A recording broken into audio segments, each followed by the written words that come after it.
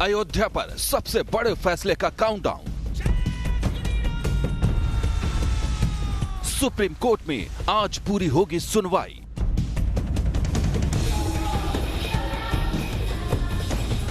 Supreme court के फैसले की आहट से अयोध्या में बढ़ गई हलचल। अयोध्या के कार सेवकपुरम में जुट रहे हैं राम भक्त।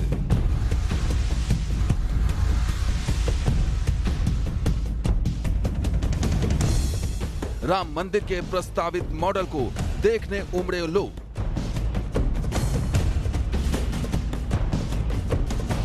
अयोध्या पर फैसले की आखिरी घड़ी आ चुकी है।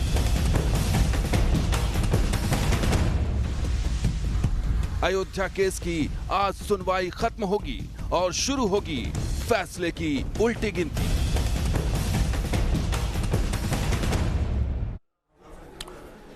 तो आज की सबसे बड़ी खबर पर सबसे बड़ी कवरेज आप न्यूज नेशन पर देख रहे हैं और बड़ी खबर यह है कि अयोध्या मामले पर आज आखिरी दिन सुनवाई चल रही है। हिंदू पक्ष की तरफ से दलील रखी गई है। जी हां, और जो दलील रखी गई है वो हम आपको सिलसिलेवार तरीके से यहां पर बता रहे हैं। सीएस वैद्यनाथन क्या कुछ कहते नजर आ रहे हैं। 1934 के बाद वहां पर नमाज नहीं पढ़ी गई। हिंदू पक्ष श्री राम का जन्मस्थान मानकर उसको अब तक पूजा करता रहा है। तो ये तमाम दलीलें सीएस वैद्यनाथन की ओर से रखी गई हैं।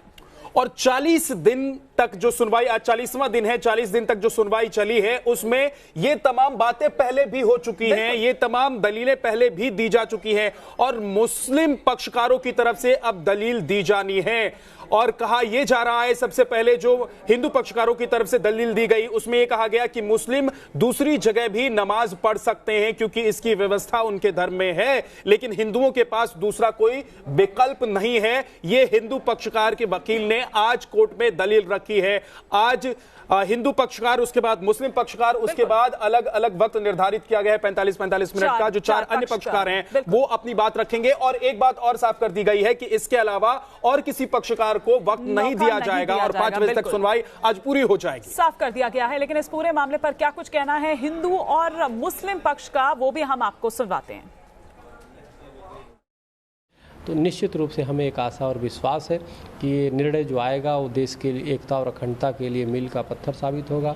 जो निर्णय आएगा वो निश्चित रूप से भगवान श्री राम के मंदिर के पक्ष में आएगा। और वो भगवान श्री राम जिन्होंने आतंकवाद के लिए हथियार उठाने का काम किया था और रावण का और अनेक असुरों का संहार किया, आज पूरा विश्व आतंकवाद से ग्रसित है। तो उसमें भगवान श्री राम का भव्य विशाल मंदिर जो बनेगा पूरे विश्व में अद्वितीय होगा। सीजीआई, देखिए सीजीआई ने पार्टी से पूछकर ये टाइम शेड्यूल फिक्स किया था, 2 घंटे प्लेंटिफ सूट नंबर 4 के और 2 घंटे डिफेंस। तो डिफेंस ने आज पूरा दिन ले लिया और एक पार्टी ख़त्म नहीं हुआ, तो उनका 45 मिनट्स जो है वो 4 स्लॉट्स में आप कर लीजिए।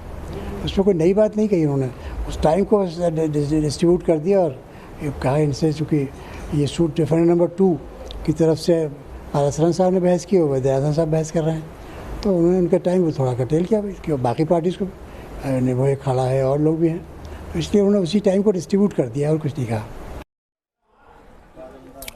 और आज इस बड़ी खबर पर बात करने के लिए हमारे साथ कुछ खास मेहमान जुड़ रहे हैं। नरेंद्रानंद सरस्वती, हिंदू धर्म गुरु, हमारे साथ जुड़ गए हैं। हाजी मोहम्मद सालिश साहब भी हमारे साथ जुड़ जाएंगे कुछ ही मिनट में। और इसके अलावा यतीमा चेतनानंद सरस्वती हमारे साथ जुड़ गई हैं। लेकिन सबसे पहले नरेंद्रानंद सरस्वती जी, मैं आज से आपसे जानना चाहूंगा, आज सुनवाई का आखिरी दिन है, कोर्ट की तरफ से कह दिया गया है कि अब और इस मामले में कोई दस्तावेज हम नहीं लेंगे और कोई सुनवाई नहीं करेंगे। 1 महीने के भीतर यह भी उम्मीद की जा रही है कि फैसला आ जाएगा।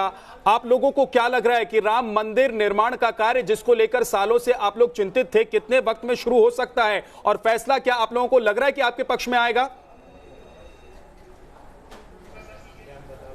100% राम के पक्ष में ही निर्णय आएगा।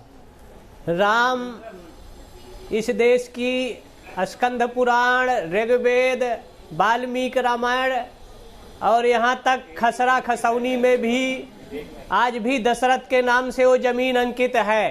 तो संपूर्ण साक्ष्य प्रमाण के साथ जहाँ रामलला विराजित है वो राम जन्मस्थान है और राम के पक्ष में 100% निर्णय आने की हम लोगों को पूरी उम्मीद है और निर्णय आएगा राम के पक्ष में। यतिमा जी, आपको क्या लग रहा है, वो शुभ घड़ी अब करीब आ गई है? जी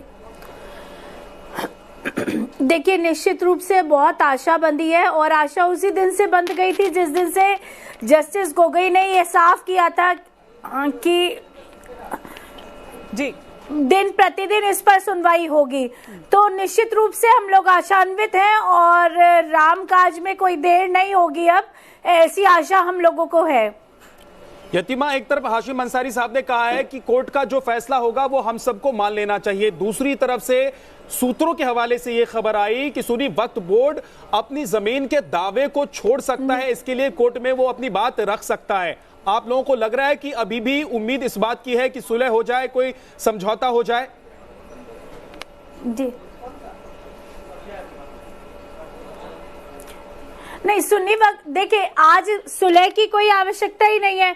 अब तो निर्णय, सुनवाई खत्म हो चुकी है, निर्णय आना है और सुन्नी वक्फ बोर्ड अगर अपना दावा छोड़ता है तो ये इस बात का प्रमाण है कि वो ये मान चुके हैं कि हमारे एविडेंसेस ऑन रिकॉर्ड ज्यादा स्ट्रांग है और ये फैसला अगर वो अपना दावा नहीं भी छोड़ते हैं तो भी हमारे पक्ष में आ रहा है। तो अगर वो आज अपना दावा छोड़ते हैं तो इसका ये स्पष्ट है कि वो कहीं ना कहीं कमजोर थे, वो एक झूठी लड़ाई को लड़ रहे थे। लेकिन ये आप अभी कैसे कह सकती हैं? हमारे पक्ष में ये आप अभी कैसे कह सकती हैं? ऑन रिकॉर्ड हम लोग बहुत मजबूत है। नहीं, मैंने ये कहा कि अगर वो छोड़ते हैं तो देखिए वो आज तक लड़ते रहे, ये तो उन्होंने हाईकोर्ट में भी कहा था कि ठीक है यतिमा, ठीक है, आपके पास वापस लौट कर आते हैं, लेकिन अयोध्या प्रशासन ने अतिरिक्त सुरक्षा की मांग की है क्योंकि हलचल अयोध्या में लगातार बढ़ती जा रही है और यही वजह है कि सुरक्षा बढ़ाने के लिए अयोध्या प्रशासन की तरफ से अतिरिक्त सुरक्षा बलों की मांग की गई है। पीएसी के साथ 3 जोन के अतिरिक्त पुलिस बल की मांग की गई है। बिल्कुल, और विद्या, हम उससे पहले बता तो रहे हैं कि 13 अक्टूबर से तो वहां पर धारा 144 जो है वो भी लागू ऑलरेडी हो चुकी है। सीआईडी, एंटी करप्शन, ईओडब्ल्यू और पीएसी की भी तैनाती वहां पर होगी। 7 additional SP, 20 CO, 20 inspector, 17 sub inspector की इसमें तैनाती होगी।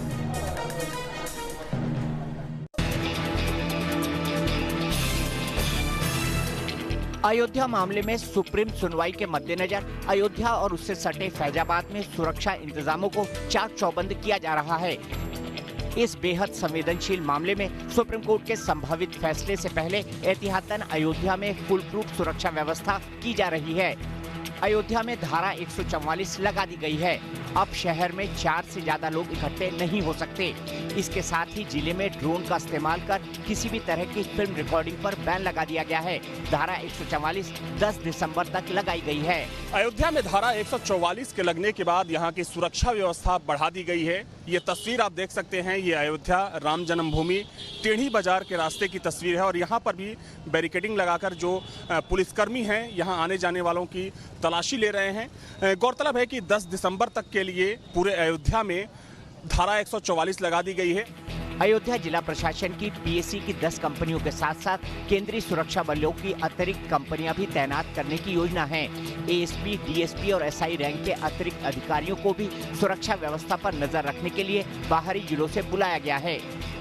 केंद्र सरकार और राज्य सरकार की तरफ से कोई ऐसी कमी नहीं है जो यहाँ के लिए कोई भय का वातावरण दिखाई पड़ रहा है। नहीं है, हिंदू मुसलमान बिना भय निर्भीक होकर अपना जीवन यापन कर रहे हैं, सब अपना काम कर रहे हैं, कोई दिक्कत नहीं।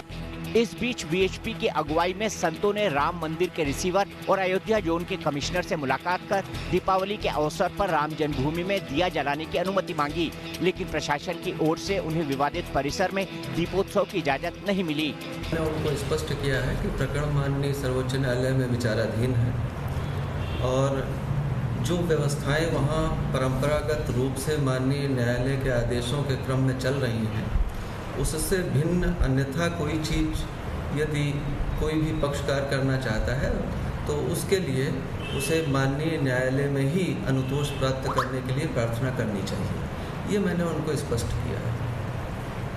मेरा रामलला वहाँ बैठे हैं, हमारी पूजा होती है, राग भोग होता है, समैया उत्सव मनाया जाता है, तो दीप क्यों नहीं जलाया जाएगा? हमारा संवैधानिक अधिकार बनता है कि हमारा रामलला बैठे हैं तो वहाँ पूजा होगी, आरती होगी, तो दीप क्यों नहीं जलाया जाएगा? जो हर साल ये तो होता है 144 धारा लागू होता है, 100 चूँकि प्रशासनिक कार्य है सरकार का, तो हमें लगता है विश्व हिंदू परिषद को अभी थोड़ी सी वेट करना चाहिए। जैसे ही रिजल्ट आते हैं, राम मंदिर तो बनेगा ही, भव्य राम मंदिर बनेगा और रामलला के पक्ष में निर्णय आएगा। अब मंदिर बनाने की बात होना चाहिए, दीपक बहुत जला चुके हैं। दिवाली, चेहल्लुम और कार्तिक मेले को लेकर 2 महीने तक अयोध्या में धारा 144 लागू रहेगी।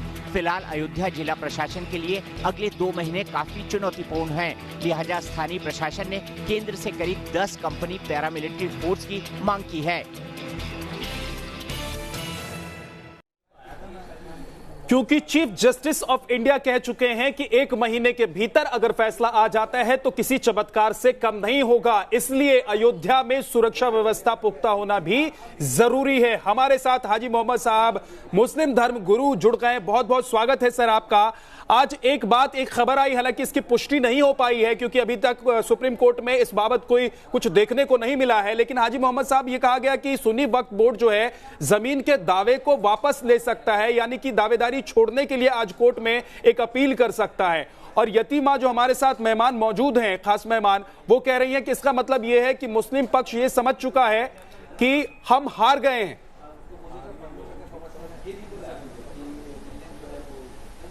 देखिए, ऐसा है कि सुन्नी सेंट्रल वक्फ बोर्ड उत्तर प्रदेश सरकार के अधीन है और उत्तर प्रदेश सरकार में जब शिया वक्फ बोर्ड के अंदर ऐसा आदमी बैठा है जो एंटी इस्लाम अपनी बातें किया करता है, तो सुन्नी सेंट्रल वक्फ बोर्ड का भी जो है चेयरमैन, उसको भी दबाव में लेकर या खरीद करके कुछ भी कराया जा सकता है।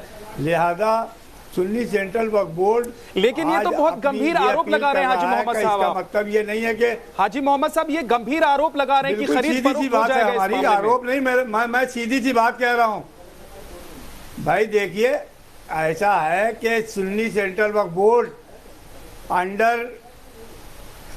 अंडर में हैगा उत्तर प्रदेश गवर्नमेंट का क्या दबाव है, वो किस दबाव में आकर ये बात कह रहा है। आज क्या जरूरत है? अगर देश की सुप्रीम कोर्ट में हम मुकदमा जीत रहे हैं या हार रहे हैं तो सुप्रीम कोर्ट के फैसले का हमें इंतजार करना चाहिए। तो अब जब 1 महीने के अंदर फैसला आने जा रहा है, अच्छा तो ये था कि मध्यस्थता ही हो जाती तो ज्यादा अच्छा था, क्योंकि कोई आवश्यकता ही नहीं है। सेकंड यतीमा, तो फिर ऐसा एक सेकंड नहीं लगता आपको कि फिर तो मध्यस्थता ही हो जाती वही बेटर था? क्योंकि ऐसे में तो कोर्ट का फैसला अगर आएगा, देखिए मान्य तो होगा ना वो, और फिर ऐसे में किसी ना किसी पक्ष को तो नाराजगी होगी।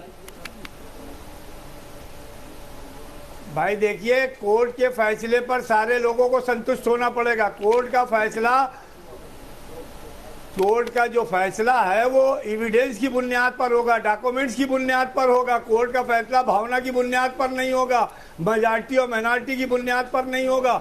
कोर्ट अपना निर्णय जो देगा, नरेंद्र सरस्वती जी, लेकिन हिंदू पक्षकार के वकील तो कोर्ट में यही कहते रहे हैं कि ये भावना है, लोगों की मान्यता है कि राम वहां जन्मे हैं, ये आस्था का सवाल है, इसलिए इसको साबित करना बहुत मुश्किल है कागजों के आधार पर कि वहां पर राम जन्मे हैं और ठीक इस पोजीशन में, इस जगह पर उनका जन्म हुआ था और यहीं पर मंदिर बनाना है।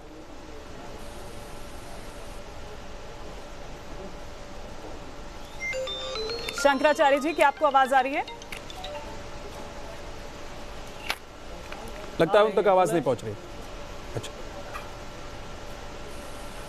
क्या क्वेश्चन है आपका?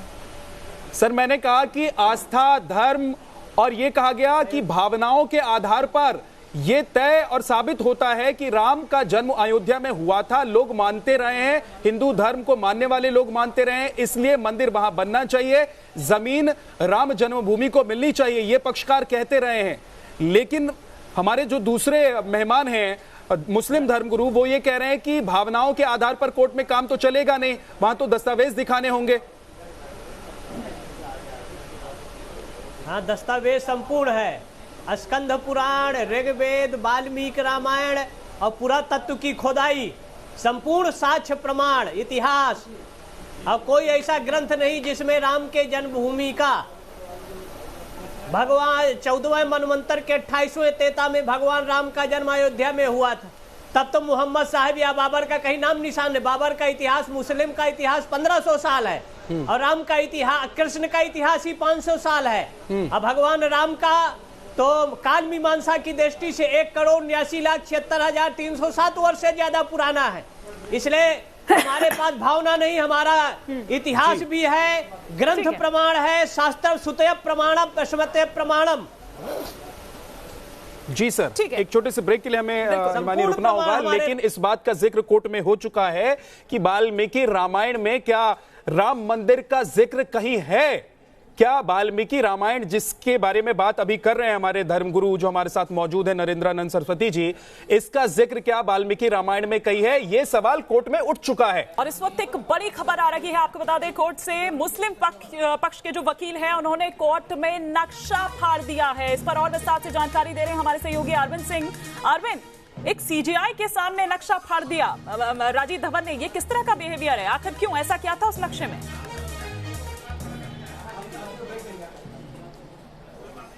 देखिए, ये अपने आप में आपत्तिजनक तो है, लेकिन राजीव धवन की आपत्ति इस बात को लेकर के थी कि हिंदू महासभा के वकील विकास सिंह जिस किताब का हवाला दे रहे हैं, जिस नक्शे का हवाला दे रहे हैं, वो रिकॉर्ड का हिस्सा नहीं है। दरअसल CS वैद्यनाथन के बाद विकास सिंह को भी कुछ देर बात रखने का मौका मिला और उन्होंने एक किताब का हवाला दिया ये साबित करने के लिए कि वहां पर मंदिर की मौजूदगी थी। इसके अलावा उन्होंने कुछ नक्शे का हवाला दिया और उस नक्शे की एक कॉपी राजीव धवन को भी दी, कहा कि इससे साबित होता है कि उस जगह पर भव्य राम मंदिर था। तो धवन ने कहा कि यह नक्शा और जिन दस्तावेजों का हवाला दिया जा रहा है ये कोर्ट में पेश किए गए रिकॉर्ड का हिस्सा नहीं है और अब इन नए सबूतों के आधार पर कोर्ट में जीरें नहीं हो सकती। तो राजीव धवन ने एक किस्म से उस सबूत को मानने से इनकार करते हुए कोर्ट के अंदर ही उस नक्शे को फाड़ दिया। हालांकि चीफ जस्टिस ने इस पर ऐतराज जाहिर किया और उन्होंने कहा कि यह काम बाद में भी किया जा सकता है और कोर्ट में इस तरह की हरकत नहीं होनी चाहिए। उसके बाद फिर से जो बहस का दौर है वो शुरू हो चुका है। जी, तो राजीव धवन ने नक्शा फाड़ दिया। हालांकि हमारे सहयोगी अरविंद सिंह ये बता रहे हैं कि दरअसल दस्तावेज के तौर पर उन्हें दिखाने की कोशिश की गई थी कि ये एक नक्शा है, तो उन्होंने कहा कि जब पहले ही कोर्ट की तरफ से कहा जा चुका है कि कोई नया दस्तावेज नहीं लिया जाएगा, फिर ऐसे में इस नक्शे का क्या काम, और उन्होंने फाड़ दिया। इस बड़ी खबर पर लगातार हमारी नजर बनी हुई है और भी अपडेट्स के साथ लौटेंगे फौरन। आप बने रहिए हमारे साथ।